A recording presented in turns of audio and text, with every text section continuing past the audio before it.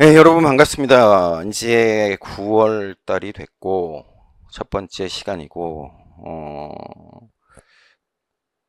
여러분들 시험을 잘 보기 위한 마지막 테스트 기간이 되겠습니다. 그래서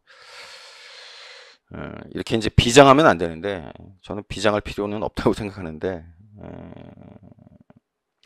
여러분의 일생이 걸린 굉장히 이제 중요한 시점이라고 생각을 하고 어떻게 해서든 여러분들이 합격을 하셔야 되고 그리고 많은 분들이 어렸을 때부터 가졌던 꿈이잖아요. 선생님이 되겠다라고 마음을 먹은 순간이 대부분 다 어린 시절이고 그게 지금까지 이어진 분들이 굉장히 많아요. 음, 물론 그렇지 않은 분들도 있지만, 근데 이제 다른 영역 직종보다도 이쪽에 와서 일을 해야 되겠다라고 하는 어떤 결심을 하게 된 그 시점이 대부분 이쪽 선생님 쪽 계신 분들은 어렸을 때부터 형성이 돼 있더라고. 그러니까 뭐 의사 선생님이 되겠다, 나는 판사 되겠다, 검사 되겠다라고 하는 그런 쪽에 이제 친구들보다도 이쪽 분야가 그렇고 그래서 음, 저는 그래서 선생님이라고 하는 직분이 굉장히 소중하고 중요하다라고 생각을 합니다. 그리고 다들 아름답고 따뜻한 마음을 가지고 있기 때문에 선생님이 되겠다라고 생각을 하거든요. 어, 어, 어떤 면에서 보면 음, 다른 쪽 가시는 분들보다 그런 생각이나 마음이 더 강하다고 저는 그렇게 알고 있고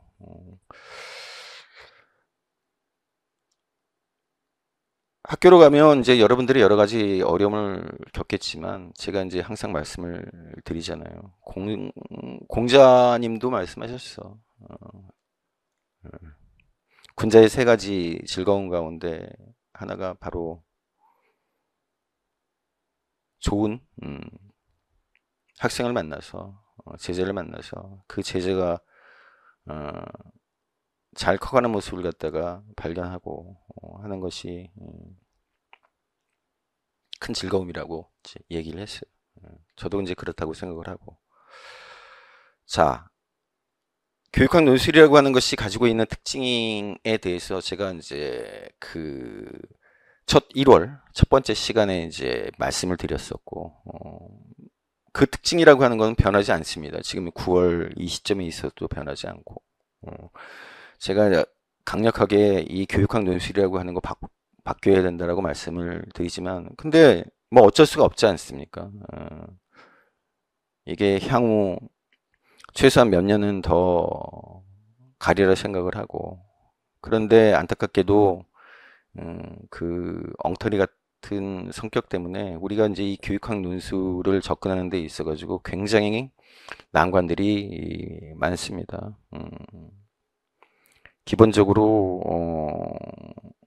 생짜 암기 과목이라고 하는 특징이 있고 그래서 우리가 이제 일반적으로 알고 있는 논술과는 다른 방식으로 접근을 해야 되고 또 문제 자체가 역대로 그 출제되었던 문제들을 갖다가 이제 분석을 해보면 특히나 교육행정 쪽에서는 좀 터무니없고 현실과 부합하지 않는 문제들이 툭툭 튀어나와서 우리들 갖다 많이 어, 괴롭히지요. 그런데 제가 수업 중간중간에 이제 누누이 말씀을 드렸지만 분명히 어떤 특징이 있습니다. 교육행정 쪽에서 바라보는 그러니까 행정가의 입장에서 바라보는 교육의 관점이 있는 거고 또 선생님 여러분들과 같은 입장에서 바라보는 교육의 관점이 있는 거고 또 교육 전문가라고 하는 사람들이 바라보는 관점들이 있는데 바로 그 교육 전문가라고 하는 사람들이 바라보는 관점이라고 하는 게 우리 교육학 논술의 시험 문제로 반영이 되는 거죠. 근데 이제 그 교육 전문가들이 바라보는 어떤 관점이라고 하는 것에 있어서 일관된 어떤 흐름이 분명히 있다라고 하는 것을 우리가 확인을 했고, 바로 이제 그러한 측면을 우리가 확인했기 때문에 거기에 걸맞는 시험 공부를 갖다가 해 나가는 것이 필요하고, 그리고 우리가 이 교육학 논술하고 관련해 가지고 우리가 열심히 해서 외운 대로 시험 문제가 딱 나오면 좋겠지만, 우리의 이제 임기응변이 필요한 그런 시험 문제들이 역대로 나왔어요. 그러니까 딱 뭐에 딱 맞는, 가령 뭐 장점, 단점 써라. 그러면 우리가 이제 쉽게 쓸 수 있겠지만, 뭐 구체적인 사례를 써라. 같은 문제들이 나왔을 때, 그것에 이제 어떻게 접근을 할 것인가. 어디서 들어본 것 같기도 하고, 어디서 본 것 같은데 정확하게 기억이 안 나. 근데 행간을 통해서 보니, 행간을 읽어보니, 뭘 물어보려고 하는지는 그냥 얼핏 감이 잡혀. 그랬을 때 우리가 답안지를 갖다가 어떻게 구성할 거냐라고 하는 게 이제 우리한테 있어가지고 시급하고 이제 중요한 관건이 될 거예요. 이번 이제 9월부터 11월까지 이어지는 우리의 강의라고 하는 것은 바로 이제 그러한 측면에 포커스를 맞추고 여러 가지 시도를 갖다가 해보는 그러한 시간들이 되겠습니다. 자, 이것은 지금 이제 나오는 것처럼 유의사항 및 서본결 구조짝이라고 되어 있는데, 여러 차례 제가 이제 말씀을 드렸던 것을 다시 한번 여러분들과 함께 복기를 해보는 시간입니다. 따라서 이미 다 알고 있는 내용일지라도 우리 같이 한번 살펴보도록 하겠습니다. 이제 뭐 여러 가지로 조심스럽죠. 조심스러워요. 뭐 하지 말아야 될 것과 관련해 가지고 이제 구체적으로 이제 열거가 되어 있습니다. 이걸 하면은 감점 될까 안 될까? 가점은 없습니다. 20점 만점인데 뭐 21점 주고 22점 주고 하는 건 없습니다. 우리의 걱정은 감점이잖아요. 그래서 답안지를 갖다가 작성을 할 때 어떠한 자그마한 실수라고 하는 게 나한테 불이익으로 돌아오면 어떻게 될까라고 하는 이제 그런 걱정, 그런 것들을 우리는 이제 생각을 하면서 조심스럽게 이제 접근해야 된다라고 하는 생각을 가지고 있는 거죠. 그래서 한번 살펴보면 유의사항부터 한번 보도록 할게요. 자, 여기는 이제 2022학년도 이렇게 나와 있지만 이제 우리가 시험 볼 거는 2026학년도입니다. 그래서 중등학교 교사 임용 후보자 선정 경쟁시험 제1차 시험 답안지라고 되어 있고, 그래서 여러분들이 이름도 쓰고, 그리고 여러분들이 한 페이지를 쓰면 여기 1번에만 뒤로 넘어가면 2번에 이제 하고, 여러분들 수험 번호 쓰고 감독관이 서명을 하고 결시자 있으면 이런 일이 벌어지면 안 되겠지만 이렇게 돼요.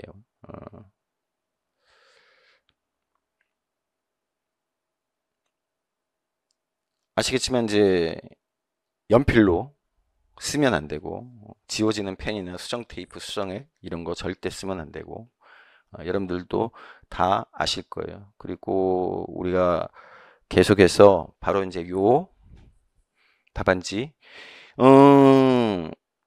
직강생 여러분들 같은 경우에는 어차피 학원에서 다 나눠주지만, 여러분들 저와 같이 인강하시는 분들 같은 경우에는 이거 구입하시면 돼요. 반드시 구입을 하셔서 동일한 어떤 상황에서 시험을 볼 수 있도록 하는 게 좋습니다. 제일 좋은 것은 사실은 이제 직강이에요. 왜냐면 우리가 이제 심리학 시간에도 배운 바지만 동일한 환경, 분위기 속에서 동일한 감정을 가지고 시험 보는 거 하고, 대부분 집이나 아니면 독서실이나 아니면 카페나 뭐 이런 곳에서 제 동영상을 보고 그러잖아요. 그래서 직강생들이 들처럼 사실은 그렇게 하는 게 제일 좋은데, 그렇게 안 된다 할지라도 여러분들이 그런 분위기 비스무리한 데서 시험을 치르는 것이 가장 좋습니다. 가장 좋아요. 가령 여러분들 공방에서 하기보다는 식탁 같은 곳에 나와서 좀 개방된 공간에서 시간 맞춰놓고 그 시간만큼은 이제 다른 사람들의 방해를 받지 않고 그렇게 시험 치르는 연습을 하십시오. 독서실이나 카페나 이런 데서 하는 거 추천드리지 않습니다. 이거는 심리학적으로 검증이 된 거예요. 심리학적으로. 독서실 같이 뭔가 이렇게 주변도 어둡고 조용하고 그런 곳에서 시험 치르는 것과 개방된 공간에서 약간의 소음도 들리고 뭐 그런 것하고는 이제 완전히 달라요. 완전히 달라. 그래서 제가 좀 분명히 말씀드리지만 그런 개방된 공간에서 약간의 소음도 있고 그런 공간에서 시험을 치르시기를 강력히 권합니다. 그래서 이제 이 시험지가 이렇게 여러분들한테 주어지고, 그리고 이제 초안지가 또 주어져요. 그 초안지, 초안 용지를 잘 활용하는 것도 이제 중요할 거고. 그래서 이제 이렇게 있습니다. 이렇게 응시자 유의사항과 관련된 내용들이 여기 첫 번째 페이지에 여러분들한테 주어지죠. 요 내용을 갖다가 이제 한번 우리 여러 번 봤지만 환기하는 차원에서 다시 한번 보도록 할게요. 그래서 초안 작성 용지하고 답안지는 각각 이면입니다. 이렇게 돼 있죠. 그래서 초안 작성 용지는 문제지에서 분리해서 사용한다. 답안지에 쪽번호, 해당 쪽번호 해서 사용을 하고, 아까 이제 말씀드린 것처럼 연필 사용하면 안 되고, 여기 이제 이렇게 쭉 나와요. 자, 요거를 갖다가 이제 조금 더 자세하게 한번 살펴보도록 할게요. 응시자 유의사항. 문항에 대한 답은 이면 이내로 전용 답안지에 작성하시오. 이렇게 돼 있어요. 답안지에는 문항 내용을 기재하지 않습니다. 이렇게 돼 있죠. 근데 너무 당연한 거야. 왜냐면 이거는 논술 시험인데 내 논지를 갖다가 펼쳐 나가는 게 논술에 있어가지고 이제 기본적인 것인데 문항 내용을 갖다가 기재한다라고 하는 게 말이 안 되죠. 지워지거나 번지지 않는 동일한 종류의 검은색 필기구를 사용을 하고 연필 사용해서는 안 되고, 자, 답안을 작성할 때 가로선을 그어 답안란에 줄을 추가할 수 있으니 필요한 경우에 활용하시오. 이렇게 되어 있어요. 자, 요거를 갖다가 한번 잘 봅시다.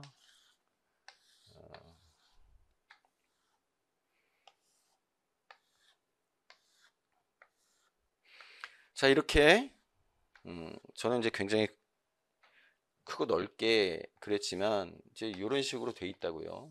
답안이라고 하는 게 사실 이제 요 위에 더 뭐라고 쓰여 있지만 이렇게 이제 답안지가 제공이 되면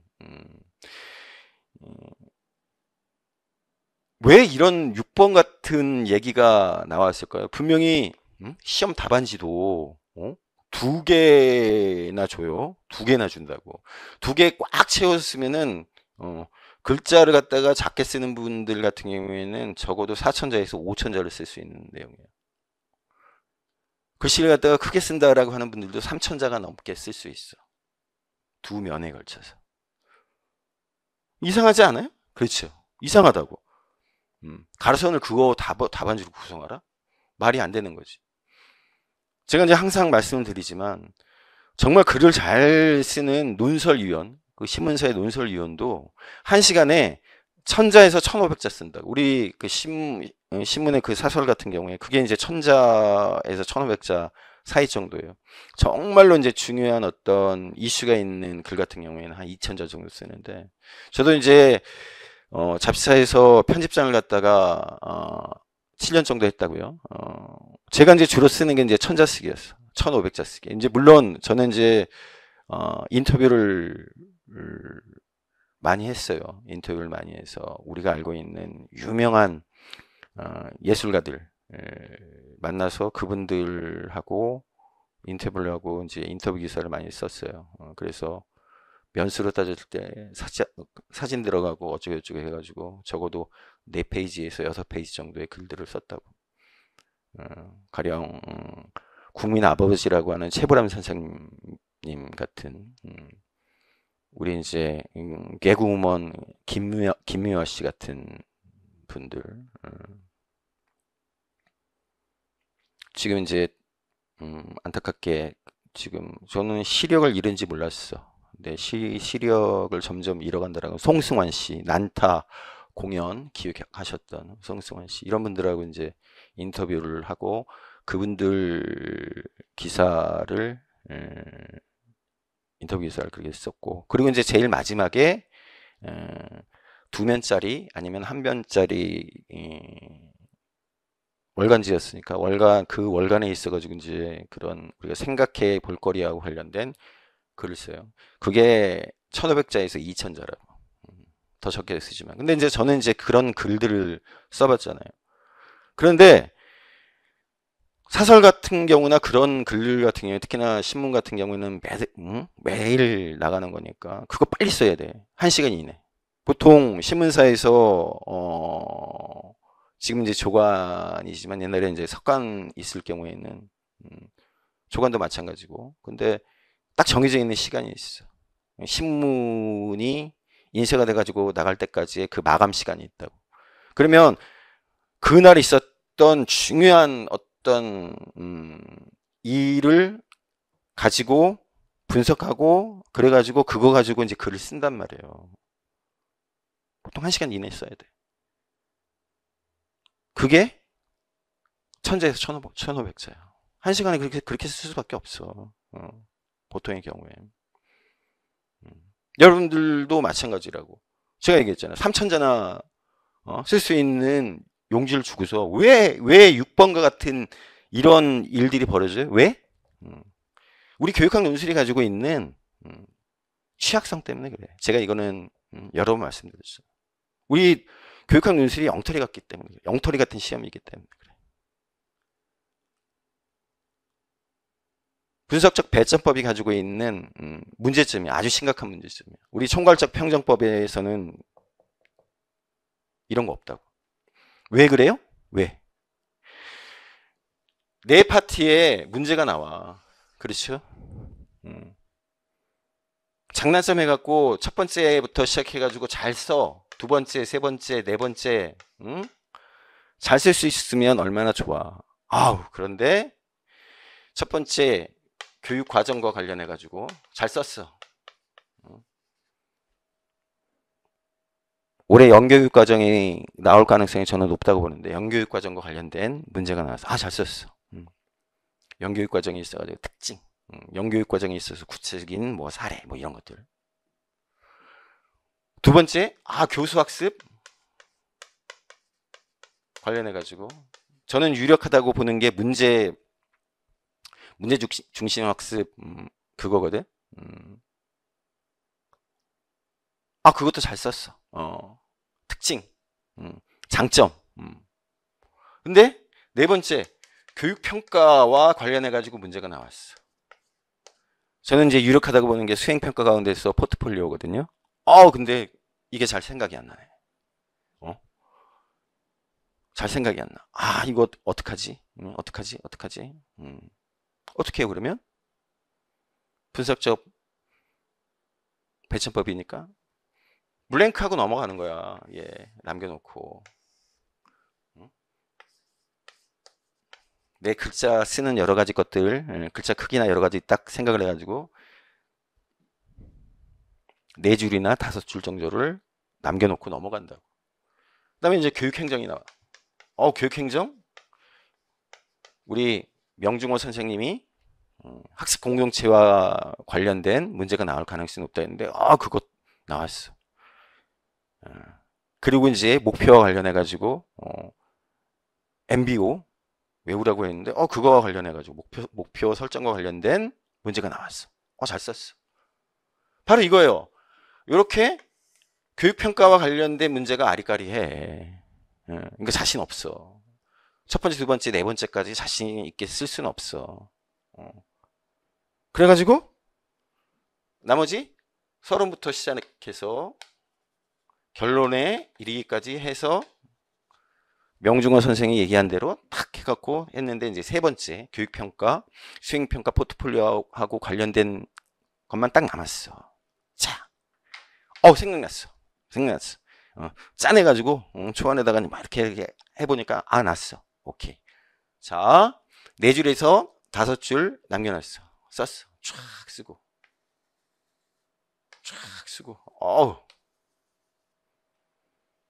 엄마나 4줄을 남겨놨는데 더 써야 될 내용이 있네. 더 써야 될 내용이 있어요. 이거 어떻게 해야 되겠어? 어떻게 해요? 그렇지. 그러면 이제 여기에 교육행정과 관련된 내용이 여기부터 시작되는데, 그러니까 어떻게 해? 이렇게 잘라. 그래가지고 여기다가 쓴 거야. 딱. 바로 이거예요. 이 6번이 나온 이유가 뭐냐면 얘 때문에 그래. 우리 교육학 논술이 가지고 있는 취약점 때문에 저 6번의 유의사항이 들어간 거야. 무슨 말인지 아시겠지? 논술 이렇게 쓰나? 아니죠. 논술 이렇게 쓰지 않는다고. 수미일관 쫙 써야지. 그렇죠. 나의 논지를 갖다 가지고 쫙 수미일관하게. 근데 그렇지 않다라고 하는 거야. 우리 중등임용 교육학 논술이라고 하는 것은 그렇지 않다라고 하는 것을 바로 이 6번이 증명하는 거야. 방증을 해주는 거야. 아시죠? 방증. 반증이 아니에요. 방증. 이렇게 한다. 답안을 수정할 때는 반드시 2줄을 긋고 수정할 내용을 작성하시오. 수정 테이프 수정이 안 된다라고 하는 거예요. 자, 내가 이게 쭉 쓴 거, 잘못됐어. 어떻게? 2줄 긋고 어떻게? 요 위에다가 쓰는 거라고. 수행 평가의 이런 식으로. 문항에 대한 답안 내용 이외의 것, 답안의 특정 부분을 강조하기 위한 밑줄이나 기호 등은 일절 표시하지 마시오. 그래서 이런 거 안 된다는 거예요. 동그라미 1번, 동그라미 2번 이렇게 쓰면 안 된다라고 하는 거예요. 이런 식의 이런 꺽쇠 넣어가지고 이렇게 쓰면 안 된다는 거. 이런 것들 절대 안 된다라고 하는 거야. 그러니까 어떻게 써? 첫째, 둘째, 셋째, 그리고 쉼표 이런 건 돼요. 작은 따옴표, 큰 따옴표 이런 거 돼. 내가 어떤 책을, 어떤 사람을 갖다 강조하기 위해서 이런 식으로 가령 이거 안 된다는 거야. 어떻게 써야 돼요? 작은 따옴표 이렇게 쓰라는 얘기예요. 무슨 말인지 아시겠죠? 일반적인 글쓰기 교정부호는 사용이 가능하다. 사실은 이거 다 교정부호거든. 이 꺽쇠 같은 거. 책을 갖다가 표시할 때 반드시 이제 이런 식으로 표시하게 돼 있어요. 요게 책이야. 요게 책. 책을 나타내. 우리가 논문 같은 경우에는 큰 따옴표를 이렇게 써준다. 근데 요게 이제 일반적인 측면에 있어가지고 우리가 알고 있는 교정부호인데 이거 안 된다는 거야. 이거 안 된다는 거예요. 무슨 얘기인지 아시겠죠? 요거는 안 돼. 이렇게 하는 거는. 얘네들은 돼. 큰 따옴표, 작은 따옴표. 사실 얘네 써볼만도 해. 가령 책 같은 거 인용할 때. 근데 우리가 이제 책을 갖다가 얼마나 인용하겠어. 그러니까 요런 식의 기호가 이제 굳이 들어갈 이유가 없으니까 여러분들 쓰지 말라는 얘기예요. 요런 거는 다 교정부야. 이런 것들 교정부가 아닌 것 같아. 이거 다 교정부라고. 쓰지 말라는 거야. 문항에서 요구하는 내용의 가지수가 제한되어 있는 경우 요구한 가지수까지의 내용만을 답안으로 작성하시오. 첫 번째로 작성한 내용부터 문항에서 요구한 가지수에 해당하는 내용까지만 순서대로 채점을 한다라고 하는 거예요. 무슨 말인지 아시겠죠? 그래서 저는 가령 뭐 2가지 써라 그러면은 3가지에 해당되는 내용까지는 덧붙여 쓰는데 그거는 이제 글의 어떤 전체적인 흐름 때문에 그렇게 하는 거고, 우리가 이제 채점자의 입장에서는 그 마지막 써준 3번째 같은 경우 채점을 안 한다, 그런 거예요. 우리 이제 평가자 교육을 합니다. 들어가시는 분들 프롬프터 보고 그거 가지고 채점하시는 분들한테 이런 거를 갖다가 이제 교육을 한다고, 여러분들 그렇게 하십시오라고 하는데, 자, 채점자 평가자도 사람이야. 어떻게 하겠어요? 첫 번째 쓴 거 조금 아리까리해. 2번째 오케이 이거 괜찮아. 3번째 오케이 괜찮아. 그러면 점수 줘. 점수 준다고. 꼭 이렇게 하지 않는다고. 꼭 이렇게 하지 않는다. 그러니까 우리가 이제 이런 유의사항이 있기 때문에 어떻게 해야 돼요? 될 수 있으면 첫째, 둘째 2가지 써라라고 하면 첫 번째, 2번째 확실하게 장점이면 장점에 해당되는, 반점이면 반점에 해당되는 것 갖다가 확실하게 써줘야 돼. 무슨 말인지 아시겠죠? 그래서 우리가 시험 공부를 하면서 반드시 그 외워야 될 것들을 그렇게 분명하고 확실한 것들을 갖다가 위주로 해서 외우는 것이 필요하다라고 하는 것을 이 9번을 통해서 우리가 알 수가 있다고.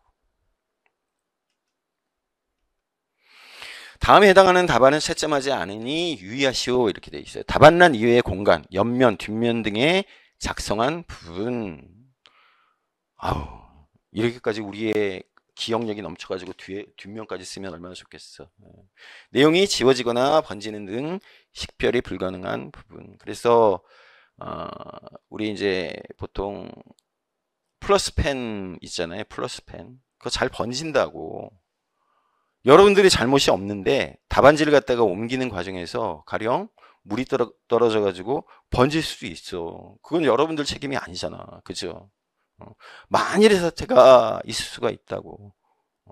그래서 권하기를, 여러분들이 여태까지 수성펜 가지고 답안지 쓰는 것에 익숙해져 있었다면 빨리 그것과 유사한 유성펜으로 바꾸세요. 유성펜으로. 여러분들의 잘못에 의해서 벌어지지 않은 것에 대한 귀책이 여러분들한테 될 수 있어. 왜? 답안지 공개 안 돼. 모문 답안 공개가 안 되는 것과 마찬가지로 여러분들이 시험 본 답안지에 대해서 공개 요구도 할 수 없고 공개도 안 해. 그렇다라고 한다면 여러분들이 억울할 수 있잖아. 그러니까 뭐냐? 여태까지 수성펜으로 요새 이제 수성펜도 잘 안 번지는 것도 있긴 있지만 어쨌든 여러분들이 써왔던 수성펜과 유사한 필기감을 가질 수 있는 유성펜으로 지금부터는 작성을 하셔야 됩니다. 이거 중요합니다. 연필로 또는 수정 테이프, 수정액 사용한 거 안 돼. 개인정보를 노출하거나 암시하는 표시 안 돼. 예. 그러니까 아까 얘기했던 이런 꺽쇠 쓰지 말라는 게 바로 그런 거예요. 자, 답안지 교체가 필요한 경우에 그런 시간을 갖다가 고급 교체라고 하는 거고, 여러분들도 이제 학교에서 종종 울리고 나서 답안지 작성 용인할 수 있어? 안 되잖아. 그런 거 하지 말라. 그거야. 시험 종료 전에 답안지를 작성을 하고, 답안을 작성하지 않은 빈 답안지에도 성명, 수험번호, 촉번호를 기재해야 돼. 그러니까 처음에 할 때 1페이지, 2페이지 뭐 수험 번호 전부 다 두 페이지에 먼저 다 하고 나서 그리고 나서 답안을 작성을 하시기 바랍니다. 아시겠죠? 예. 그래서 이제 우리가 여기서 그 제시한 유의사항을 갖다가 유심히 보면 아, 이 교육학 논술이라고 하는 게 어떤 특징을 가지고 있구나. 우리가 이것을 답안지를 작성할 때 어떠한 방향에서 어떻게 접근해야 되겠다라고 하는 게 이제 분명하게 드러나요. 그죠? 분명하게 드러나. 그래서 우리가 수험 공부도 이러한 유의사항을 갖다가 유심히 살펴보면서 그 방향에서 공부해야 된다라고 하는 게 이제 그런 측면을 갖다가 이제 잘 알 수가 있죠. 자, 서본결 구조짜기. 이것도 제가 여러 차례 설명을 드린 내용이에요. 자, 이겁니다. 교육학 논술에 있어가지고 특징을 갖다가 우리가 유의사항을 통해서 이제 봤잖아요. 그러면서 바로 이제 이렇게 칸 쪼개기, 이 칸 쪼개기를 갖다가 굳이 유의사항에 얘기한 까닭을 우리가 설명을 했잖아요. 그렇죠? 아, 이렇게 우리 객관식 시험 보듯이 우리 이제 1번부터 가령 뭐 30번까지 있으면 모르면 체크하고 넘어가잖아. 답안 OMR 카드 옮겨놓지 않잖아요. 그죠? 그거하고 똑같아. 유심히 봤더니 우리 교육학 논술이라고 하는 게 그러한 측면이라고 하는 게 있구나. 그러면 우리 교육학 논술이라고 하는 것은 우리가 일반적으로 얘기하는 객관식 시험하고 별반 다를 게 없구나. 그런 생각을 할 수가 있어. 사실 어떤 면에서 보면. 그래서 이제 제가 말씀을 드리는 거예요. 교육학 논술이라고 하는 것이 전부 다 암기하는 거야. 암기해서 그것을 갖다가 답안으로 옮겨놓는 게 여의치 않으면 이것은 그냥 넘어가야 된다라고 하는 것을 의미하는 거예요. 객관식하고 똑같이. 제가 말씀드렸지만 무슨 문제 해결 능력, 종합적 사고 능력, 뭐 판단 능력, 평가 능력 이런 거 이걸 통해서 무슨 여러분들한테 요구하고 그런 게 아니라고. 뭐다? 암기 과목이에요. 암기 과목. 그래서 안타까운 거지. 여러분들 같은 오랜 동안 공부 열심히 하고 전문가로서 학교로 가서 전문가로서의 역량을 갖다 발휘해야 되는 분들한테 사실은 이런 식의 시험을 갖다 본다라고 하는 것은 말이 안 되는 거야. 근데 어떡하겠어? 아, 우리 이걸 알았어. 그렇죠? 메타적으로 우리가 알았다고. 메타적으로. 메타코그니션. 오케이. 그러면 거기에 맞게끔 우리가 적응을 해주자. 적응을 해줘. 그래서 제가 말씀드렸잖아요. 서론 외우고 결론 외우자. 서론 외우고 결론 외우자. 자, 바로 이제 그런 겁니다. 서론에 있어서 도입 문장, 브릿지 문장, 그 다음에 본론과 연결되는 마무리 문장. 본론에 있어가지고도 처음 이끌어나가는 구 또는 절과 관련된 것도 외우자. 자, 결론에 있어가지고 첫 번째 도입 문장 외우고, 중간에 있어가지고 브릿지 문장 같은 경우에는 본론에 썼던 것들을 원용을 해서 활용을 해서 배치를 하고, 마지막 결론의 마무리 문장도 외우자. 그겁니다. 그래서 그걸 외우면 돼. 자, 지금부터는 제가 여기 이제 말씀드리지만 두 가지라고 이제 제가 설명을 드렸어요. 뭐냐면 환경이라고 하는 게 변화가 돼.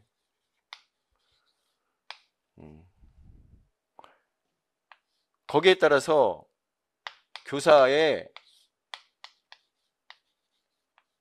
역할이 뭐냐. 대표적인 환경 변화 얘기가 그거예요. 첫 번째는 AI를 비롯한 기술.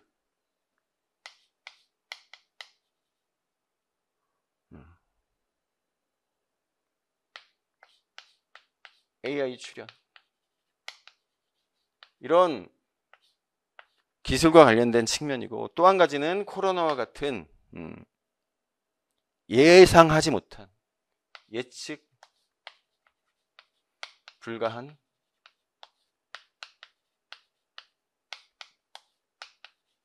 사건으로 인해서 우리가 거기에 잘 대처를 해야 돼. 그래서 교사가 거기에 따라서 어떠한 역할을 해줘야 되느냐. 이 역할과 관련된 게 주로 뭐예요? 교수와 관련된 거야. 교수. 어떻게 잘 가르칠 거냐. 또 한 가지는 뭐냐면 학생의 요구라고. 역시나 교사의 역할이야. 이 역할도 역시나 교수와 관련되어 있어. 학생의 요구,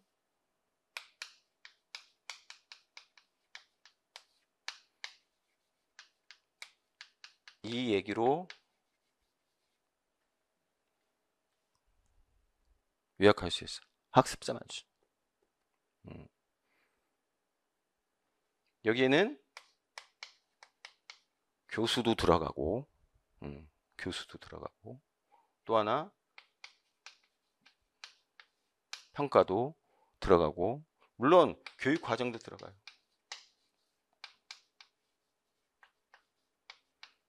그래서 이 말이 붙지. 교육 과정의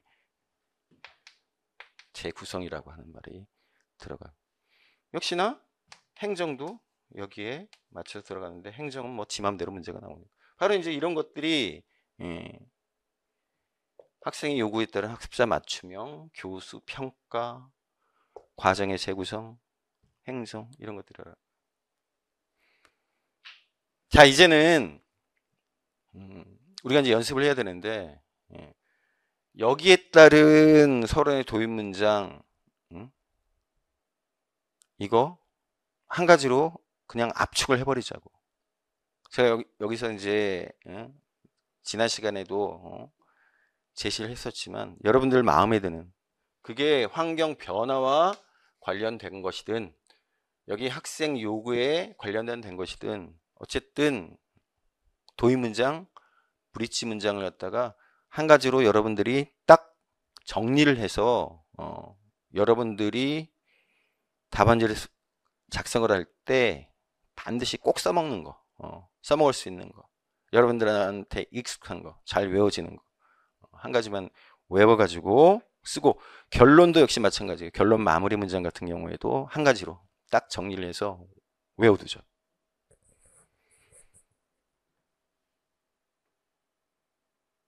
나는 제가 지금 이렇게 얘기하는 것을 시험 문제 내는 교육 전문가들 또는 우리 교육부에 있는 관리들이 봤으면 좋겠어.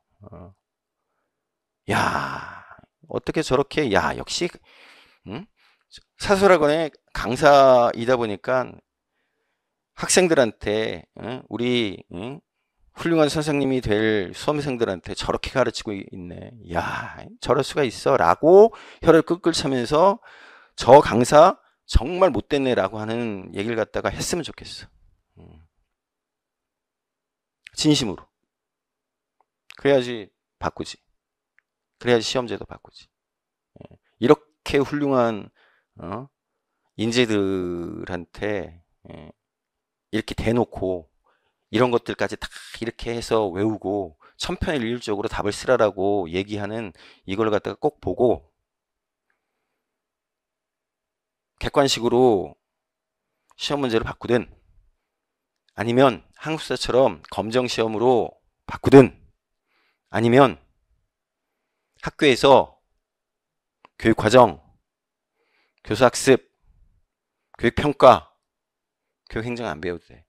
요 세 가지하고 관련된 내용들을 전공 필수로 해서 B학점 이상 이수를 하면 1차 시험으로 지금 나와 있는 교육학 시험 안 본다. 나는 그렇게 됐으면 좋겠어요. 시간 낭비야. 이렇게 훌륭한 인재들한테 이렇게 생짜 암기 과목 그리고 저와 같이 이렇게 꼼수 알려주면서 이거 가지고 1탄에 2탄에 꼴탄에 라고 하는 얘기들이 나오는 거 저는 바라지 않아.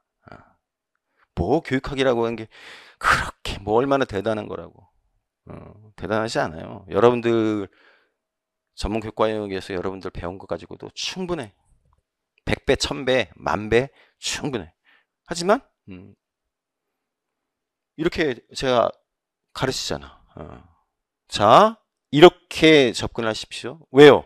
왜?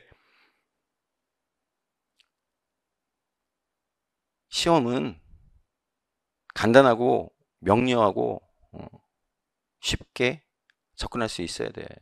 예. 더더군다나 시험이 가지고 있는 어떤 성격이라고 하는 게 별로 이런 느낌이 든다라고 한다면 왜 시간을 갖다가 많이 투자를 하면서 그렇게 애를 써야 됩니까? 그럴 필요 없어. 그래서 이렇게 딱 구조 잡아서 여러분들이 여기와 관련되어 있는 본론과 관련되어 있는 내용들만 잘 이것도 숙지를 해서 접근하면 되겠어요. 바로 이제 그 내용과 관련되어 있는 것이 서본결 구조짝이에요. 그래서 초안 작성, 여러분들이 이제 항상 이제 좀 말씀드리는 내용이지만 옮겨 적기 쉽게 우리 요 답안지에 옮겨 적기 쉽게 초안 작성을 하는 게 이제 굉장히 중요해요. 그래서 도입 문장, 그 다음에 이제 본론 같은 경우는 키워드 중심으로 해서 그 다음에 마무리 문장 이런 것들을 재빨리 초안에 적어놓고, 자, 답안지를 갖다가 구성할 때 순서가 있어요. 순서가 있습니다. 서로는 재빨리 써놓으세요. 답안지 딱 받고 여러분들 딱 하잖아요. 그러면 서론과 관련된 시험 문제를 갖다가 쭉 읽어보면서 파악이 되는 부분들이 있잖아요. 파악이 되는 부분들도 있다고. 그러면 재빨리 초안에다가 생각나는 대로 나중에 인출이 잘 안 될 수도 있어. 그러니까 재빨리 하면서 해놓고 그리고 나서 첫 번째로 서론부터 빨리 쓰십시오. 서론 첫 번째 문장, 도입 문장 우리 외웠잖아요. 브릿지 문장, 연결 문장 외웠잖아요. 그거 빨리 쓰고. 그 다음에 여기 대주제를 보면 나온다고. 그래가지고 교육 과정, 교수 이론, 교육 평가, 교육 행정에 대해서 논하겠다라고 하는 걸로 해서 빨리 써놓고 그 다음에 이제 본론으로 넘어가는 겁니다. 그 다음에 본론으로 넘어가는 거예요. 자, 그래서 초안 작성 같은 경우에는 그렇게 하고, 그래서 세팅 문장 숙지가 굉장히 중요하다고 제가 이제 말씀드리는 거예요. 도입 문장, 연결 문장, 본론, 제시 문장이라고 하는 것을 재빨리 쓰고, 그리고 세부 문제별 문장의 서두를 이끄는 개념구나 개념절이라고 하는 것을 역시나 이것도 여러분들이 이제 지금부터 시험 모의고사를 보면서 여러분들 식의 것을 만들어 놓으면 돼요. 이거는 이제 제가 제시하는 것도 있지만 좀 오래 공부하신 분들 가운데서는 자기한테 익숙한 게 있다고 그것을 쓰면 되고, 뭐 어떻게 쓰느냐라고 하는 거 그거는 가점도 아니고 감점도 아닌 대상이에요. 그거는 이제 여러분들의 느낌에 맞게 글을 갖다 풀어나가는 방식에 맞게 그렇게 하시고, 그 다음에 결론에 있어서의 도입 문장, 서론 제시문을 갖다가 변형한 거잖아요. 그리고 나서 본론의 정리 문장, 그리고 이제 마무리 문장. 그래서 이 도입 문장하고 마무리 문장은 여러분들이 외워놔야 됩니다. 외워놓고. 그래서 두 가지예요. 서론의 도입 문장은 제가 두 가지로 말씀드렸어요. 환경 변화와 학생의 요구, 거기에 따른 교사의 역할과 관련된 내용. 그래서 제가 우리 이제 인강 들으시는 분 같은 경우에 뭐 여러 차례 이거를 드렸지만 우리 요 시간에도 어태치 해놨어요. 거기 동영상에 붙여놓았으니까. 그래서 요 두 가지 가운데 하나 제가 이제 말씀을 드린 건데, 그다음에 학생의 요구와 교사의 역할 두 가지. 그래서 저는 위에 있는 첫 번째 문장, 학생의 요구와 교사의 역할에 있어서의 첫 번째 문장을 추천드렸는데, 요 두 개 가운데서 여러분들이 마음에 드는 걸로 한 가지를 이제부터는 선택을 하십시오. 제일 일반적인 것은 요 교육 환경의 변화, 요 첫 번째 문장이 제일 일반적인 거가 되겠죠. 그래서 요걸 추천을 드리고, 서론의 이제 마무리 문장 같은 경우에 이러한 관점에서 대주제와 관련해 가지고 교육 과정, 교수 학습, 교육 평가, 교육 행정에 대해서 살펴보고자 한다, 논의해 보겠다, 뭐 이런 식으로 문장 구성하는 거 여러분들 외워두시고, 결론의 서두 문장 같은 경우에는 바로 앞서서 봤던 서론의 마무리 문장하고 같은데, 살펴보았다, 논의해 보았다라고 하는 걸로 끝내면 된다라고 했죠. 자, 제가 지금 여기에서 말씀드리는 요 서론에 있어가지고의 마무리 문장, 결론에 있어의 서두 문장 같은 경우에는 일반적으로 논술에서 쓰는 문장이에요. 제가 독창적으로 만들어낸 문장이 아니야. 이거는 일반적으로 이렇게 이렇게 쓰기로 약속한 문장이에요.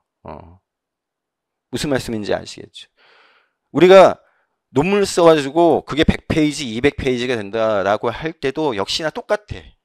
서론에 있어가지고 마무리 문장과 결론에 있어서의 서두 문장이라고 하는 것은 동일하게 이러한 성격을 가져. 근데 100페이지, 200페이지짜리 그 논문에 있어가지고 서론의 마무리 문장 같은 경우는 좀 더 길지요. 왜냐면 연결 문장들이 좀 더 길다고.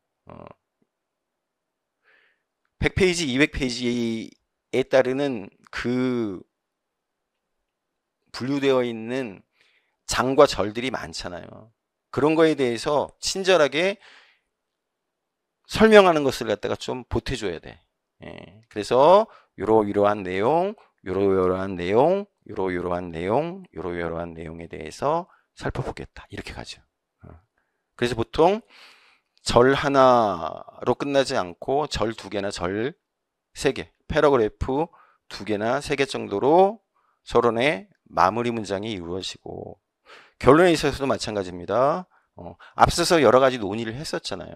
그래서 그러한 내용들에 대해서 내가 어떻게 얘기를 했고, 요거는 요렇고, 요거는 요렇고, 요거는 요렇게 해서 살펴보았다 라고 하는 것을 갖다가 결론의 서두 문장으로 해요. 그래서 패러그래프로 했을 때 두 개나 세 개 정도로 구성이 된다. 근데 어쨌든 압축하면 바로 요 문장들이 나오는 거예요. 살펴보겠다, 살펴보았다. 논술이라고 하는 것은 과학적 글쓰기라고 제가 말씀을 드렸어요. 과학적 글쓰기라고 하는 것은 뭐냐? 누가 보든 그것이 지시하는 바를 명료하게 알 수 있어야 돼. 그래서 제가 이제 말씀을 드렸지만, 논문을 갖다가 심사할 때 두 개의 과정을 거쳐요. 두 번의 과정을 거친다. 첫 번째는 바로 축조 심사라고 하는 걸 하고, 그리고 내용과 관련된 심사를 해요. 그래서 이 축조 심사를 갖다가 한다. 축조 뭐예요? 건축할 때 축자야. 조자는 조성한다 할 때 조자라고. 이 뼈대라고 하는 것이 누구나 알아보듯이 과학적인 방법에 의해서 문제 제기부터 시작해서 결론에 이르기까지가 잘 구성이 되어 있는 거예요. 이걸 살펴보는 게 바로 축조 심사예요. 연구 방법론이랄지 연구에 있어가지고 여러 가지 절차라고 하는 게 제대로 됐는지 아닌지를 갖다 바로 이 축조 심사에서 살펴본다고. 이것이 잘못되면 다시 써와. 여기서 이제 애를 많이 먹는 거예요.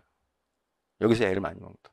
그리고 이제 우리가 본심사라고 하는 것에 있어가지고 바로 이 내용 심사를 해요. 네가 지금 제시하고 있는 개념, 특히나 이론이라고 하는 게 네가 실험하고 관찰하고 네가 모은 정보와 자료를 갖다가 제대로 분석해서 내놓고 있는지 아닌지와 관련해 가지고 이때 이제 다뤄진다.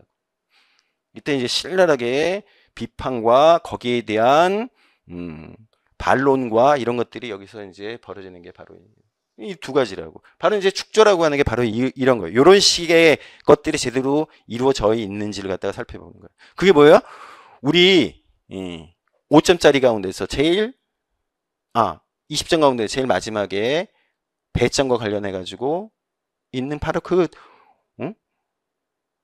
5점에 해당되는 게 바로 요 내용이야. 요 내용.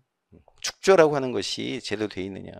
서론이 명징한가, 결론이 명직한가, 본론이라고 하는 게 구분돼서 잘 제시되고 있는가. 그걸 보는 거죠. 그걸 일컬어서 뭐라 그래요? 과학적 글쓰기라고 그런다. 약속된 글쓰기야. 그것이 제대로 이루어지지 않으면 감점이 대상이 되는 거예요. 그래서 반드시 서론과 결론에 이런 것들이 들어가야 된다. 그리고 결론에 있어서 마무리 문장을 갖다가 제대로 제시를 해야 된다. 이건 약속된 글쓰기. 항상 이러한 논설, 논술, 이 논자가 들어가는 글들에 있어서는 항상 지켜야 될 약속 규칙이다라고 하는 것을 여러분들 기억을 해주세요. 이거 안 하면 점수 깎이는 거야. 그래서 서로 이제 연결 문장과 관련해 가지고 여기에 제가 이제 제시를 해놨는데 이거 첫 번째로 외우라고 말씀을 드렸어요. 첫 번째 걸로 외우고 두시라고. 이제는 뭐 이런 거 저런 거 내가 여기 가운데 선택할 수도 있어. 여러분들이 첫 번째 거 여러분들한테 강력하게 주장을 하고, 그래서 본문의 서두를 이끄는 대주제를 키워나가기 위해서는, 활성화하기 위해서는, 발전시키기 위해서는, 완성시키기 위해서는, 아니면 여러분들이 이제 잘 써먹는 그러한 걸로 또는 적당하게 여러분들이 주제에 이걸 갖다가 변형시킬 수 있다라고 한다면 변형시켜서 이걸 갖다가 하고, 주목할 필요 있다, 주목할 만하다, 중요하다고 본다, 필요하다, 그리고 나서는 본론에서 요구하고 있는 답변들을 갖다가 거기에 배치를 하면 돼요. 제가 이제 배치라고 하는 말을 썼어. 그 안타까운 얘기야. 논술에 있어가지고 어떻게 배치라고 하는 말이 나오겠냐고. 근데 우리 이 시험이 가지고 있는 특징 때문에 우리가 암기한 것들을 갖다가 그대로 꺼내가지고 배치를 하면 돼요. 글쓰기가 아니라 글 배치하기가 된다고. 이거 아주 중요한 부분입니다. 중요한 부분이에요. 그 배치가 잘못되면 감점. 자, 결론의 마무리 문장 제가 여기에 이제 제시를 했지만 역시나 첫 번째 거, 두 번째까지 돼요. 여러분들이 잘 외워지는 걸 갖다가 선택을 해가지고 거기에 역시나 집어넣으면 돼.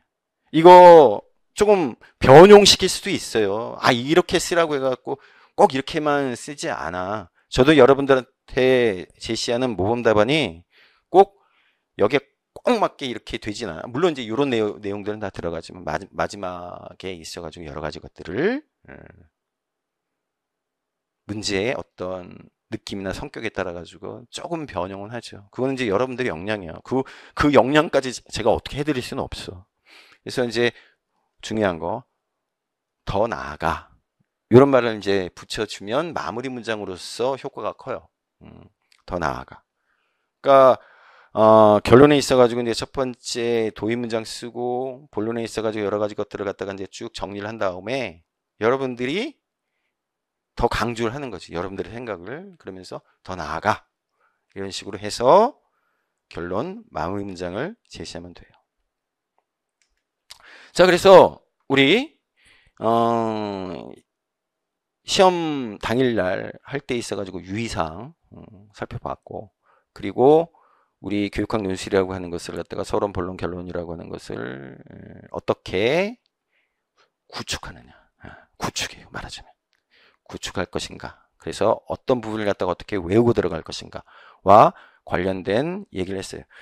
사실은 이제 이것과 관련해 가지고 이제 한 가지 더 드리고 싶은 말씀은 이제 답안지를 갖다가 어떻게 구성할 거냐. 그러니까 이제 보통 있으면 서론 쓰고 바로 본론에 들어가고 본론 다 쓰고 그 다음에 결론 들어가고 이렇게 하는데 우리 이제 그 지금 이제 사실을 안 보니까 사법고시를 안 보니까 이제 행정고시 보는 친구들이나 예전에 사법고시 보는 친구들이나 2차 시험을 보게 될 경우에 답안지 구성을 갖다가 보통 어떻게 했냐면 이렇게 서론을 갖다가 이렇게 썼잖아요.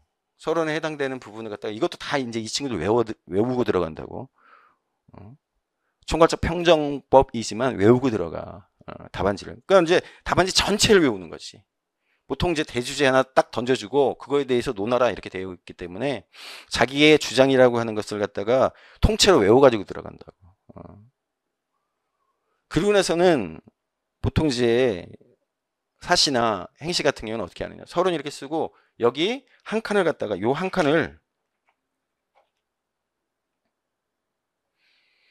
비워놓는다고. 요 한 칸을 비워놔요. 그리고 나서는 본론에 우리 이제 4개를 쓰게 되니까 본론에 4가지를 갖다가 역시나 구성을 하는데 어떻게 되느냐. 첫 번째 거 있잖아요. 하고 나서는 요거 한 칸 띄워. 본론 두 번째 거 쓰고 한 칸 띄고. 세 번째 거 쓰고 한 칸 띄고. 네 번째 거 쓰고 한 칸 띄고 그다음에 결론. 이제 그것이 가지고 있는 장점이 있지. 우리 이제 분석적 배정법 같은 경우에는 우리가 쓰는 것 가운데서 가령 세 번째 것이 잘 아리까리하다. 나중에 쓴다. 요 띄워놓은 것까지 포함을 해갖고 띄워놓고 띄워놓기 때문에 여유가 있잖아요. 그리고 우리가 이제 둘로 가를 수가 있잖아. 그렇게 해서 이제 배치를 했을 때 이게 어떤 효과가 있냐면 평가자, 채점자의 입장에서는 굉장히 시원하게 보여. 굉장히 시원하게 보인다고. 사실 채점자를 배려를 해주는 거야. 빽빽하게 쫙 있잖아요. 그러면 채점자도 사람이야. 평가자도 사람이라고. 미치고 팔딱팔딱 뛴다고. 아침 가령 9시부터 시작했다. 오후 되면 나른해지고 그렇죠. 6시 퇴근이야. 그때쯤 되면 미치기 일보 직전이라고. 여러분들 그 프롬프터 보면서 한번 한다고 생각을 해봐요. 또 그 시절에도 예쁘게 잘 여기 나오는 것처럼 이렇게 예쁘게 잘 쓴 수험생도 있지만 그렇지 않은 수험생도 많거든. 그러면 어떻게 돼요? 감정이 동해. 감정이. 선한 감정이겠어? 안 좋은 감정이 동해. 그러면 채점에 영향을 미치면 안 되겠지만 채점에 영향을 미치게 돼 있어. 평가자의 오류를 갖다 범해야 되지 않는데 평가자의 오류를 범하게끔 돼. 미세하게. 그래서 이런 식으로 작성을 해줄 때 어떤 느낌이냐면 이 사람 글을 갖다가 굉장히 구분지어서 잘 쓰는구나라고 하는 느낌도 주고 그리고 시원해 보이잖아요. 한 칸씩 띄기 때문에 논하겠다. 오케이. 첫 번째 오케이 이렇게 된다고. 그래서 사실 저는 이렇게 쓰기를 갖다가 여러분들한테 권하는데 왜냐하면 사시나 행시 같은 경우는 이렇게 다들 많이 쓰니까. 그리고 이제 일반적으로 우리 나라에서는 잘 그런 경우 없지만 미국 같은 경우에는 이렇게 많이 써요. 구분 지어가지고 패러그래프 내지는 내용에 있어서의 어떤 구분을 지어가지고 이렇게 많이 쓰는데 요거는 여러분들의 선택이야. 요게 이제 우리가 앞서서 봤던 유의사항이 있어가지고 이거는 뭔가 힌트를 주기 위한 그래서 이 피평가자의 뭔가 그런 거하고 관련이 있는 내용 구분 아니야? 이거 봐라. 이거 감점 대상이겠네. 이런 우려가 있다라고 한다면 제가 말씀드리는 요것대로 하지 않으셔도 되는데 여러분들의 선택인데 어쨌든 저는 이렇게 권해드리고 싶은데 요것도 문제가 될 수 있으니 붙여서 쓰는 걸로. 그리고 될 수 있으면 글씨 예쁘게 쓰려고 노력을 하십시오. 그게 이제 여러분들의 점수와도 아주 미묘한 관련이 돼. 물론 컨텐츠가 중요하지만 외모도 중요해요. 외모도 중요하다고. 답안지 작성에 있어서의 외모. 지금부터 이제 무슨 뭐 시간 얼마 남지도 않았는데 이게 되겠어? 됩니다. 어쨌든 노력하면 안 되는 거 없어. 그렇게 해서 답안지 작성도 좀 더 평가자의 입장에서 잘 볼 수 있게끔 여러분들이 작성하는데 신경을 써주시기 바랍니다. 자, 이렇게 해서 우리 교육학 논술 유의사항하고 서본결 구조책에 대해서 살펴봤습니다.